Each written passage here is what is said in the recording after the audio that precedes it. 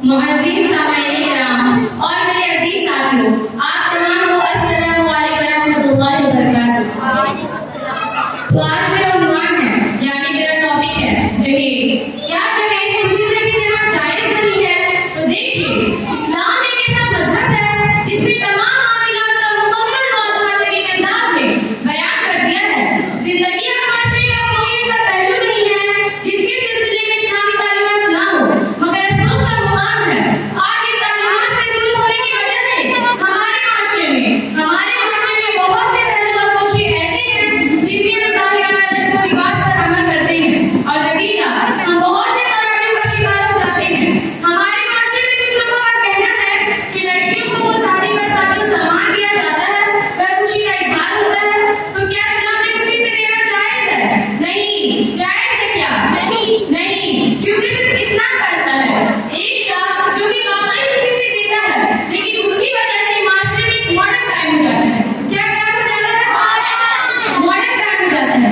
मिसाल के तौर पर, इससे पहले भी मैं ये अल्फाज बोली थी, तो देखिए, मिसाल के तौर पर हमारे मार्केट में एक ड्रेस आता है और उसका नाम होता है हलीमा सुल्तान, और उस ड्रेस को देखकर माशरे की तमाम खवातीन को एक ख्वाहिश पैदा होती है कि ये ड्रेस हमारे पास भी हो। तो उसी तरह एक के बाद एक सब उस ड्रेस को खरीद लेते हैं।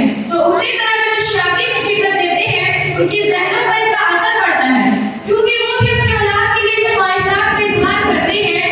और बाज़ लोग बाज़ आए कि जैसा जहेज किसी से भी देना जायज नहीं है, तो कुछ लोग कहते हैं कुछ नहीं चाहिए, मगर कुछ देना चाहते हैं तो बता दे ताकि चीजें घर में दोहरी ना हो जाए। नाउज़ुबिल्लाह। इसका इशारा किस तरफ चल रहा है कि लड़की वालों को खुशी से कुछ ना कुछ तो देना चाहिए। तो इस बात को मैं एक शेर अर्ज करके समाज फरमाएगा।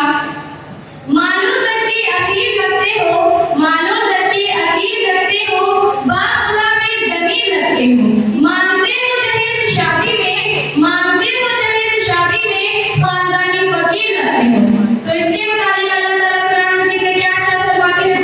या अय्युहल्लज़ी आमनू ला तअकुलू अम्वालकुम बैनकुम बिल बातिल।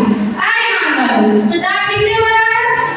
ईमान वालों से। ऐ ईमान वालों, आपस में एक दूसरों का माल बातिल तरीके से मत खाओ, यानी नाजायज तरीके से, यानी किसी से भी देना नाजायज तरीका है और ये अल्लाह के हुक्म के खिलाफ है।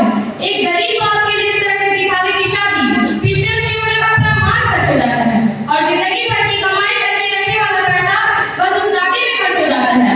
हमारे दिन इस्लाम में इस किस्म के किसी रिवाज को नहीं रखा गया। तो इस बात को एक शेर अर्ज करके समाज फरमाएगा। कहाँ से आई है लोगों बताओ रस्म जहेज, कहाँ से आई है लोगों बताओ रस्म जहेज, खुदा के दीन में इसका कोई सुराग नहीं।